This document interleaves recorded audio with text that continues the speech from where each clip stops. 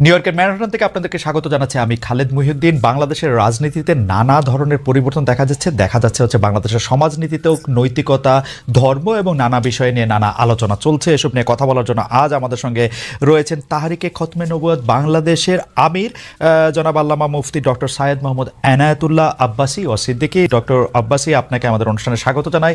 আপনি আমাদেরকে সময় দিয়েছেন, সেজন্য আমাদের কৃতজ্ঞতা এবং শুভেচ্ছা জানাবেন। ধন্যবাদ, আপনাকেও স্বাগত জানাচ্ছি এবং দর্শক মন্ডলী যারা আছেন তাদেরকেও অভিনন্দন জ্ঞাপন করি। আমাদের সাথে আরও থাকছে জামায়াত ইসলামের আমির ডক্টর শফিকুর রহমান আমাদের সঙ্গে আজকে আছেন। তাকে আমরা স্বাগত জানাই। তিনি আমাদের সময় দিয়েছেন, তার এই চরম ব্যস্ততার মধ্যেও তিনি আমাদের সাথে যুক্ত হয়েছেন এবং অনেকগুলো বিষয়ে তিনি যুক্ত আছেন নানা রকম কারণে, তবুও আমাদের তিনি সাথে আছেন, সেজন্য তাকে আন্তরিক ধন্যবাদ ও কৃতজ্ঞতা জানিয়ে আজকের অনুষ্ঠান শুরু করছি। ডক্টর শফিকুর রহমান, আপনাকে আন্তরিক ধন্যবাদ এবং কৃতজ্ঞতা, আমাদের সাথে আপনি যুক্ত হয়েছেন। ডক্টর আপনাকে এবং ঠিকানা পরিবারকেও ধন্যবাদ আমার পক্ষ থেকে। জি, ডক্টর শফিকুর রহমানের আজকে একটি গুরুত্বপূর্ণ মিটিং আছে, সেজন্য আমরা তাকে ছেড়ে দিব দ্রুতই, কিন্তু আমরা কিছু প্রশ্ন আপনাকে জাতীয় আন্তর্জাতিক সব জায়গা থেকে একটু করতে চাই। আপনি আশা করব যে আমরা অনেকগুলি প্রশ্নই আপনাকে আজকে করতে পারবো। আমরা শুরু করছি। আপনি সম্প্রতি এক ভাষণে বলেছেন, আরেকটা প্রসঙ্গে যাই, যে সেই গণতন্ত্র হালাল যার মাধ্যমে আল্লাহর বিধান কায়েম করা যাবে, বুলেট নয় ব্যালটের মাধ্যমে যেতে হবে। এটা আপনি বলেছেন হাদিসের রেফারেন্স দিয়ে। আপনার এই বক্তব্যের প্রতিবাদ করেছেন মুফতি ডক্টর সাইয়েদ মোহাম্মদ এনায়েতুল্লাহ আব্বাসী ও সিদ্দিকী। রবিবার ফেসবুক এক পোস্টে দাবি করেছেন যে তিনি হাদিসের সুস্পষ্ট অপব্যাখ্যা করেছেন। আপনি এক লাইনে আবার একটু ব্যাখ্যা দিবেন কিনা? আমি হাদিসের দেই নাই।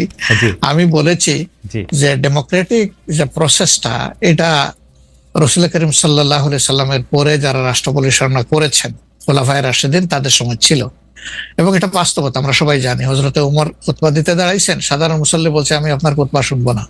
কেন শুনবেন না? ওই যে আমরা কুশাগার থেকে কাপড় পাইলাম, আমার কাপড়ে লম্বা জামা হইলো না, আপনারটাই লম্বা জামা হইলো কেমনে? এই তো সেম কাপড় দেখতেছি। তখন তিনি তার ছেলে আব্দুল্লাহ ইবনে ওমরকে বলেছিলেন, বাবা তুমি এবার জবাব দাও।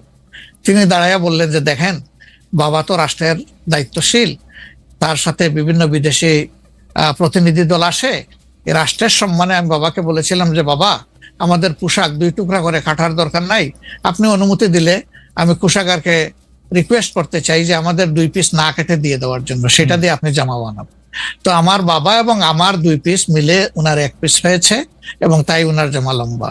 তো লোকটা বসে আল্লাহ শুকরিয়া আদায় করে বললেন যে খলিফাতুল মুসলিমিন, এবার আপনি আপনার খুতবা দেন, আমি শুনবো, মন ভরে শুনবো। তো এই দেখেন, এটাই তো বিউটি অফ ডেমোক্রেসি। ওই যে আপনি ফ্রিডম অফ এক্সপ্রেশন বললেন, এর চাইতে ভালো ফ্রিডম অফ এক্সপ্রেশন কোথায় পাবেন আপনি? আমি বলেছি যে না, গণতন্ত্র হচ্ছে এটা কোনো ইজম না, এটা আপনি নিজেও জানেন। গণতন্ত্র কোনো মতবাদ না, it's a way to establish your ism. আপনি যেটা চয়েস করেন, এটা ক্যাপিটালিজম হইতে পারে, সোশ্যালিজম হইতে পারে, কমিউনিজম হইতে পারে, এরকম যেটাই হোক সেটা আপনি করবেন। কিন্তু এটা একটা ওয়ে, এই বাহনের উপরে আপনি চড়ে যাবেন। সেটা যদি আল্লাহর দিন কায়েমের উদ্দেশ্যে হয়, তাহলে অবশ্যই এটা মুসলমানদের জন্য হারাম হওয়ার কথা না। এখন আমার কথার সাথে তো ডিফার করতেই পারেন, উনি একজন লার্নেড মানুষ, আমি তাকে রেসপেক্ট করি এবং কারো ডিফারেন্সটাকেও আমি রেসপেক্ট করি, কারণ এটা না হলে তো আপনার ফ্রিডম অফ এক্সপ্রেশন থাকবে না এবং মাল্টিকালচারাল সোসাইটিও বিল্ড আপ করা সম্ভব হবে না। বর্তমানে যেসব রাজনৈতিক ইসলামী আদর্শে অনুপ্রাণিত রাজনৈতিক দল আছে, জামায়াত ইসলামী সহ, তাদের কাউকে আপনি সহি ইসলামিক আদর্শে অনুপ্রাণিত রাজনৈতিক দল মনে করেন কিনা? শুধু জামাত ইসলামীকে তো দিলে হবে না। এই দেশে 3 থেকে 3.5 লক্ষ মসজিদের ইমাম হচ্ছে হেফাজতের লোক, তারা হচ্ছে মসজিদগুলোকে কন্ট্রোল করে এবং প্রত্যেকটা সমাজ কিন্তু এখনো মসজিদ কর্তৃকই নিয়ন্ত্রিত। ইমাম সাহেবের কথাটাই সমাজের লোক শুনে। তো বোঝা যাচ্ছে যে বাংলাদেশের রাজনীতিতে মূল শক্তি হিসেবে আসতে পারে হেফাজত ইসলাম বাংলাদেশ, তাদেরকে নিতে হবে। হচ্ছে জামাত ইসলামীর যিনি প্রতিষ্ঠাতা ছিলেন আবুল আলা মওদুদী, তিনি মুহাদ্দিসও ছিলেন না, মুফাসসিরও ছিলেন না, তবে তিনি ছিলেন দার্শনিক এবং রাষ্ট্রচিন্তক। তো জামাত ইসলামী যারা করছেন তারা তো আসলে আবুল আলা মওদুদীর কোনো মাসালা বা ফেকা মানতেছে না। এবং জামাত ইসলামী তো অসংখ্য লোক আমি দেখেছি দক্ষিণ চট্টগ্রামে, তারা আমাদের মতো কট্টর সুন্নি, অর্থাৎ তারা মিলাদ কিয়াম করতেছে, তারা পিরি মুরিদি মানতেছে, কিন্তু রাজনৈতিকভাবে তারা জামাত ইসলামী করতেছে। তার মানে হচ্ছে 1922 সালে GNA গ্র্যান্ড ন্যাশনাল অ্যাসেম্বলির মাধ্যমে কামাল পাশা আতাতুর্ক তুরস্কের মধ্যে ইসলামী শাসন ব্যবস্থার জন্য আর না হয় সেই ব্যবস্থা করেছিল। তারপরে প্যান ইসলামিজম নিয়ে আসলো জামালউদ্দিন আফগানি। পরবর্তীতে 1942 সালে আবুল আলা মওদুদী চিন্তা করলেন যে এই সংকটকালীন মুহূর্তে ইসলামী রাষ্ট্র প্রতিষ্ঠার জন্য গণতন্ত্রটাকে বেছে নেওয়া যেতে পারে। এটাই ছিল তার রাষ্ট্রের চিন্তা, আর সেটাই জামাত ইসলামের লোকজন অনুসরণ করছে। কিন্তু জামাত ইসলামের লোকজনগুলো কিন্তু আবুল আলা মওদুদীকে ইমাম হিসেবেও মানে না, কিংবা তার মাসালাও নিচ্ছে না, শুধু রাষ্ট্র কিন্তু ডক্টর আব্বাসী এই কথাটা আপনি বলতেছেন, আমি তো জামায়াতের কোন নেতার মুখে এরকম শুনি নাই। আমি বলছি এখন ইসলামী একটি রাষ্ট্র প্রতিষ্ঠার জন্য তারা আবুল আলা মওদুদীর রাষ্ট্র চিন্তাটা নিয়েছে। এখন আমরা বা অন্য হেফাজত ইসলাম বা কওমি ঘরানার যারা বিরোধিতা করি জামাতের, সেটা হচ্ছে আবুল আলা মওদুদীর আকীদা যে ভুল ত্রুটি ছিল সেটার বিরোধিতা করি আমরা। কিন্তু একটা কথা মনে রাখবেন, ইসলামের মৌলিক বিশ্বাসের ক্ষেত্রে জৌনপুর, ফুরফুরা, দেওবন্দ, কওমি, চরমনাই, জামাত, মসজিদ সবাই কিন্তু এক। ওকে, আপনি দেখেন, আপনি মনে করছেন আপনি দেখেন, আমি বলি যেমন 13 সালের 5ই মে শাপলা চত্বর আমি উপস্থিত হয়েছিলাম কয়েক লক্ষ লোক নিয়ে। আমি তো জৌনপুরের এবং আমাকে সুন্নি বলেই জানে, কারণ হেফাজত ইসলামের 13 দফা দাবি আমাদের সকল মুসলমানের দাবি ছিল, এবং সেখানে সারা বাংলাদেশ থেকে 13 সালের 5ই মে জামাত ইসলামী ও শিবিরের লোকজন 200 বাস নিয়ে উপস্থিত হয়েছিল। কারণ ওই 13 দফা দাবির পক্ষে তারাও ছিল, হয়তোবা তারা রাজনৈতিক ভাবে বলতে পারছে না, কিন্তু সেখানে উপস্থিত হয়েছিল। তো কথা হচ্ছে যে মৌলিক বিশ্বাসের ক্ষেত্রে সকল মাসলাকের মুসলমান এক, কিন্তু বাংলাদেশে রাজনীতি করার ক্ষেত্রে কিংবা নিজ নিজ অবস্থান ধরে রাখার জন্য শাখা প্রশাখাগত বিষয়ে একটু দ্বন্দ্ব আছে, এটা তো থাকতেই পারে।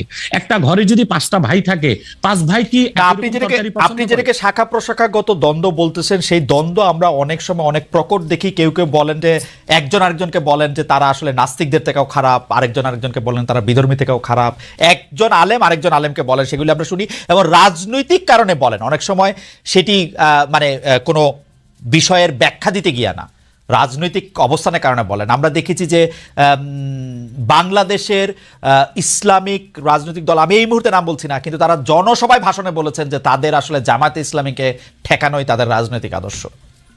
এটা তো হিংসা, প্রতিহিংসা। তো সেইটা তো আমি বলি একটা আপনাকে উদাহরণ দিচ্ছি, যেমন জামাত ইসলামীর যারা বিরোধিতা চরম পড়ে, আমি তো জামাত ইসলামের সমালোচনা করি গঠনমূলক, যেটা তাদের সংশোধন করা দরকার সেটা করতে হবে। কিন্তু আমি কি কখনো বলতে পারি যে জামাতের লোকজন নাস্তিকদের চেয়েও খারাপ? এটা কি বলা যায়? আপনি বলুন। এখন মনে করেন 13ই মে আপনি বলছেন, সেটা বলছি না, কিন্তু আমি বলছি একজন ইসলামী আলেম বলে আমরা একজনকে চিনি, তিনি আরেকজনকে বলতেছেন। আমি তাকে চিনি। ওই লোকটা যে লোকটা বলেছেন তার নামটা আমিও নিব না, কিন্তু বাংলাদেশে এমন অনেক ইসলামী রাজনীতির ব্যানারে রাজনীতি করছেন যারা কিনা মোসাদ বা র কিংবা সিআই এর পেইড এজেন্ট হয়ে বসে আছেন। এখন রাজনৈতিক আক্রোশে অনেকে অনেক কথাই বলে, যেমন জামাত ইসলামীর বিরোধিতা করতে যে ফরিদউদ্দিন মাসুদ এবং কিছু আলেম শাহবাগীদের সাথে একাত্মতা ঘোষণা করছে। এটা কেন করছে? তাহলে কি শাহবাগী না, তাহলে কি মতিউর রহমান নেজামী, দেলোয়ার হোসেন সাইদি তাদের চেয়ে ভালো ছিল শাহবাগীরা? যে মতিউর রহমান নেজামী, দেলোয়ার হোসেন সাইদি বা জামাতের যাদের ফাঁসি হয়েছে তাদের ফাঁসি রায় কার্যকর করতে ফরিদউদ্দিন মাসুদ শাপলা চত্বরে চলে গেছে, শাপলা চত্বর না শাহবাগ চত্বরে চলে গেছে, নাস্তিক ব্লগারদের সাথে একাত্মতা ঘোষণা করছে। তো বুঝাই যাচ্ছে এটা একটা রাজনৈতিক আক্রোশ ছিল, রয়ের পারপাস সার্ভ করার জন্য এই কাজটা করেছিল কিছু আলেম। অথবা ওই ধরনের কোন আলেম কি বললো, তার মুরিদ কত, তার জনসংখ্যা কত, সেটা কোনো দেখার বিষয় না। সেটা বুঝাই যাচ্ছে কোন একটা ইন্টেনশন থেকে সে কাজটা করেছে বা বলেছে। কিন্তু আমাদেরকে তো ইনসাফে থাকতে হবে। আমরা আবুল আলা মওদুদীর বা জামাত ইসলামীর সমালোচনা গঠনমূলক ভাবে করে আসছি, করতেছি। যেমন আমি জামাত ইসলামী মানে আপনি যেমন বললেন যে মওদুদী সাহেবের ফিলোসফিটা জামাতে ইসলামী আসলে সেইভাবে নিতেছে না, কিন্তু আমি কিন্তু ডক্টর আব্বাসী, আমি কিন্তু এই কথা জামাতে ইসলামের কোন শীর্ষ নেতৃত্বের কাছে শুনি নাই। সত্যি কথা বলবে না, হ্যাঁ বলবে না কেন? বলবে না কেন? তারা যদি এটা না নেয় তাহলে এটা বলবে না কেন? হতে পারে এই জন্য বলবে না যে আপনার কর্মীদের মনোবল ভেঙে যাবে, কিন্তু আমি শীর্ষ নেতাদের মুখে শুনেছি। দেলোয়ার হোসেন সাইদি সাহেব একজন বাংলাদেশে জাদ্রেল একজন স্কলার ছিলেন, এবং আপনি জানেন তার জনপ্রিয়তা এখনো কিন্তু একেবারে জনপ্রিয়, আলহামদুলিল্লাহ। সেটা বলি, সাইদি সাহেব ব্যক্তিগত জীবনে আবুল আলা মওদুদীর কোনো মাসালা মেনেছিলেন? তিনি তো হানাফি মাযহাবের মতে নামাজ পড়তেন, লম্বা দাড়ি রাখতেন, এবং তিনি পীর ঘরানা থেকে এসেছেন। তার বাবা ছিলেন ফুরফুরার মুরিদ। ডক্টর আব্বাসী, আমি একটা প্রশ্ন সরাসরি করি। ডক্টর আব্বাসী, আমি একটা প্রশ্ন সরাসরি করি। আপনি সোজা সাপটা কথা বলেন, আপনাকে সরাসরি কথা বলি। এই মওদুদীর আদর্শটা জামাত সরাসরি অস্বীকার করা না, পর্যন্ত আমি মওদুদী সাহেবের জায়গায় রাখতে চাই, কিন্তু মওদুদী সাহেবের আদর্শটা তারা সরাসরিভাবে ধারণ করার কথা বলে যে একটা ইসলামিক রাজনৈতিক প্ল্যাটফর্ম তৈরি করেছে, আপনি কি সেটাতে যাইতেন? সেইটা আপনি আমল করেন আর না করেন? তাহলে দুইটা কারণে যেতাম। তো জনাব সাইদি যে গিয়েছিলেন সেটাকে আপনি সঠিক মনে করেন? না, সাইদি সাহেব কেন গিয়েছিলেন সেটা তার, আপনি বলতেছিলেন যে তিনি আমলটা করেন নাই, কিন্তু আদর্শের এই ঘরানায় কি আপনি আসতেন? দেখুন, সাইদি সাহেবের একটা বক্তব্য আমি শুনেছি, তিনি একটা সাক্ষাৎকারে বলেছিলেন যে তিনি দেখেছেন ইসলামী রাষ্ট্র প্রতিষ্ঠা করার জন্য যে জনবল দরকার, যে কাজকর্ম দরকার, উনি সেটা জামাতের মধ্যে পেয়েছিলেন, সেজন্য তিনি জামাতের রাজনীতিতে ছিলেন। কিন্তু ব্যক্তিগত জীবনে তিনি তো হানাফি মাযহাব মেনেছেন, আহলুস সুন্নাহ ওয়াল জামাতের আকীদা বিশ্বাসী লালন করতেন অধিকাংশ ক্ষেত্রে, এবং তিনি পীর ঘরানা ছিলেন এবং পীর মাশায়েখদেরকে যথেষ্ট শ্রদ্ধা করতেন। আমি আগেই বলেছি যে বাংলাদেশে জামাত ইসলামী আকীদাগত দিক দিয়ে আবুল আলা মওদুদের আকীদা সবাই গ্রহণ করে নাই। দক্ষিণ চট্টগ্রামে যারা জামাতের নেতা আমির, তারা আমাদের সাথে দক্ষিণ চট্টগ্রামে, আচ্ছা এই ব্যাপারে আপনার বক্তব্য পরিষ্কার। আমি এই ব্যাপারে আবার উত্তরবঙ্গে যারা জামাতের নেতা তারা লামাযহাবী, তারা মাযহাবী মানেন না। সেজন্য আমি বলেছি আবুল আলা মওদুদী তিনি কোনো ইমাম ছিলেন না, তিনি ছিলেন রাষ্ট্রচিন্তক, দার্শনিক। তো তিনি একটা ইসলামী একটি শরিয়া রাষ্ট্র কায়েমের জন্য তিনি যে রাজনৈতিক দর্শন দিয়েছিলেন সেটা জামাত নিয়েছে, কিন্তু আবুল আলা মওদুদীর আকীদায় যথেষ্ট ত্রুটি ছিল, সেটা আগেও বলেছি এখনো বলছি। এবং জামাত ইসলামী যেহেতু ডেমোক্রেসির চর্চা করে, তাদের সাথে আমার যাওয়ার প্রশ্নই আসে না। আচ্ছা, অ্যাবসলিউটলি ফাইন। আচ্ছা, আপনি শুক্রবার একটা দলীয় কর্মসূচিতে বলছেন যে দিন কায়েমের চেষ্টা বা প্রচেষ্টা ঐচ্ছিক নয়, মুমিনের উপর ফরজ। আরবার আপনাদের দীর্ঘদিনের একটা স্লোগান হচ্ছে এরকম, আল্লাহর আইন চাই। এখন একটি নতুন প্রচারণা, মানে অনেক দলকেই ক্ষমতায় দেখাচ্ছে, মানে জামাত ইসলাম একটা নতুন প্রচারণা এরকম যে অনেক দলকেই ক্ষমতায় দেখা হয়েছে, জামাতকে একটিবার সুযোগ দেওয়া হোক, আপনারা যদি নির্বাচনে জিতে ক্ষমতায় যেতে পারেন তাহলে কি বর্তমান ব্যবস্থা পাল্টে কোরআন সুন্নাহ ভিত্তিক শাসন বা শরিয়া ব্যবস্থা চালু করবেন? আসলে দেখেন, কোরআন সুন্নাহ ভিত্তিক মানে অনুশাসন যেটা, এটার ব্যাপারে সমাজের পারসেপশনের ভিন্নতা আছে। আমাদের বাংলাদেশের যে সংবিধান আছে, এই সংবিধানের অনেকগুলা আর্টিকেল, অনেকগুলা ধারা উপধারা কোরআনের সেন্সের সাথে পুরোপুরি মিলে যায়, এটার সাথে কোনো ডিফারেন্স নাই। আবার কিছু কিছু ধারা আছে সেখানে কনফ্লিক্ট, কন্ট্রাডিকশন আছে। ওরকম পরিবেশ পরিস্থিতি যখন আসবে, জনগণের প্রত্যাশার আলোকে এটা মানে সবার সাথে ইন্টারেক্টিভ হয়, সবাইকে সাথে নিয়েই ইনশাআল্লাহ ভালো জিনিসগুলোকে আমরা ইনপুট দেবো আল্লাহ থেকে। তবে এটাও মনে রাখার বিষয় যে কোরআনী শাসন হঠাৎ করে আল্লাহ তাআলা এস্টাবলিশের হুকুম দেন নাই, it was a gradual process. Say for example মাদক কিন্তু দুনিয়ার কেউ কিন্তু এটাকে অ্যাপ্রুভাল দেয় না, বাট এটার প্র্যাকটিস সব জায়গায় আছে, এটা বাস্তবতা। তো সেই মদ যখন হারাম ঘোষণা করা হয়, নিষিদ্ধ করা হয়, তখন কিন্তু 3 পর্যায়ে গিয়ে চূড়ান্তভাবে এটা নিষিদ্ধ করা হয়েছিল। তো এটা গ্রাজুয়াল একটা প্রসেস। আপনি একটা ক্রাইম থেকে, দীর্ঘদিনের প্র্যাকটিস থেকে মানুষকে সরাবেন, আল্লাহ তাআলার সেই বিধানকে অনুসরণ করেই আমরা আগাবো ইনশাআল্লাহ। 5 আগস্টের পর থেকে বিএনপির পক্ষ থেকে যেহেতু জাতীয় নির্বাচনের দাবি জানানো হয়েছিল, এটা নিয়ে অনেক তাদেরকে রঙ্গব্যঙ্গ করা হয়েছে। জামায়াতে ইসলামী মাঝামাঝি থেকে ফেব্রুয়ারি ইলেকশনের কথাও বলেছে, রোজার পরেও ইলেকশনের কথা বলেছে, রোজার আগেও ইলেকশনের কথা বলেছে, কিন্তু আমরা দেখতে পাচ্ছি জামায়াতে ইসলামী 300 আসনে প্রার্থী ঘোষণা করে ফেলেছে। আপনারা যদি পরে কোনো রাজনৈতিক জোট করেন বা পরে যদি কোনো ধরনের রাজনৈতিক সমঝোতার মাধ্যমে জাতীয় সরকারের একটা আবহ তৈরি হয়, তাহলে কি হবে? আপনারা এখনই জোট ঘোষণা করে ফেলেছেন, সেটা কেমন হলো? আলহামদুলিল্লাহ, এটা আমাদের সাথে যাদের ইন্টারেকশন আছে তারা সবাই জানেন।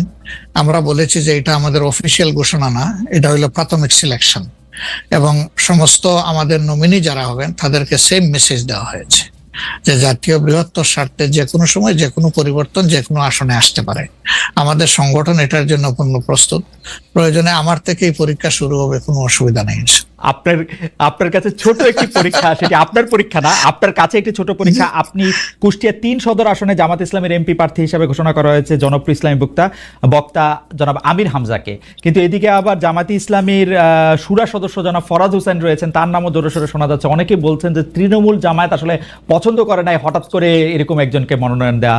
এই বিষয়টাকে আসলে আপনি কিভাবে দেখেন? শুধু জনপ্রিয় না, নট দ্যাট। আমরা যখন কোনো জায়গায় নমিনি সিলেকশন করি তখন 2টা জিনিস আমরা বিবেচনায় নেই। একটা হলো যে এই নমিনির ব্যাপারে স্থানীয় সংগঠনের যারা নেতাকর্মী আছেন তাদের দৃষ্টিভঙ্গি কি, দুই নম্বর হচ্ছে জনগণের দৃষ্টিভঙ্গি কি। এই দুইটা বিষয়কে আমরা বিবেচনায় নিয়েই প্রার্থী সিলেকশন করি। এবং এটা যেগুলা শুনতেছেন, অনেক সময় আমাদেরকে অতি ভালোবাসেন যারা, ওই যে আপনি একবার আমাকে জিজ্ঞেস করলেন যে আপনাদের ব্যাপারে এত বিরোধিতা করে কেন, তাই আমি বলছিলাম যে তারা অত ভালোবাসে তো অনেক বেশি, এই জন্য আমাদেরকে নিয়ে কসলাইতে হবে। জনাব আমির হামজার বিরুদ্ধে যে দুটি বক্তব্য বেশি সামনে আসছে, তিনি একবার বলেছিলেন যে তার 14 গোষ্ঠী সবাই আওয়ামী লীগ করেন। 2 নাম্বার হচ্ছে যে এই জুন মাসেও জনাব আমির হামজা নিজ এলাকায় মোটরসাইকেল শোডাউন করেছেন, যেই শোডাউনের রাজনীতি অ্যাপারেন্টলি আপনারা উৎসাহ দেন না, কিন্তু তাকে এটি করতে দেখা যাচ্ছে। হ্যাঁ, আমরা তার দৃষ্টি আকর্ষণ করেছি। ওকে, আমরা এই ব্যাপারে দৃষ্টি আকর্ষণ করেছি যে পাবলিক ইনকনভিনিয়েন্স হয় এমন কোনো কাজ আমরা করব না, যত দূর সম্ভব এটা আমরা অ্যাভয়েড করে চলবো। আপনাকে যেহেতু মানে একটু তাড়াতাড়ি, সেজন্য আমাদের শেষ প্রসঙ্গ সেটা হচ্ছে বিএনপির সাথে জামায়াতে ইসলামের সম্পর্ক। আমরা দেখেছি যে আপনি এবং আপনাদের দলের নায়েবে আমির, তারা দুজনেই বিএনপির চেয়ারপারসন এবং ভারপ্রাপ্ত চেয়ারপারসন যারা লন্ডনে ছিলেন তাদের সাথে দেখা করেছেন। দেখা করার পরে আমরা রাজনীতিতে একটা ইতিবাচক সুবাতাস দেখেছিলাম। আপনি এসে ফেব্রুয়ারিতে ইলেকশনের কথা বলেছিলেন। এখন আবার ব্যাপারটা আসলে কোন জায়গায়, মানে জামায়াতে ইসলামী বিএনপি কি পরস্পর মুখোমুখি অবস্থায় আছে? তাদের মধ্যে কি আবার এটা সদ্ভাব, মানে আসলে অবস্থাটা কি এখন? না, আসলে সমস্যাটা আমাদের না, সমস্যা আপনাদের। আচ্ছা, মিডিয়ায় যারা আছেন তাদের।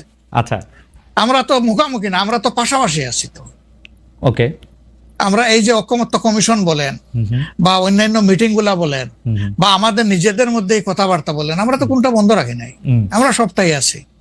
কিন্তু কতিপয় মিডিয়া, সবাই না, এই কুচায় কুচাইয়া টেনে টেনে সুতা বাইর করে কোথায় একটু বিএনপির মুখামুখি জামাত হবে, জামাতের মুখামুখি বিএনপি হবে।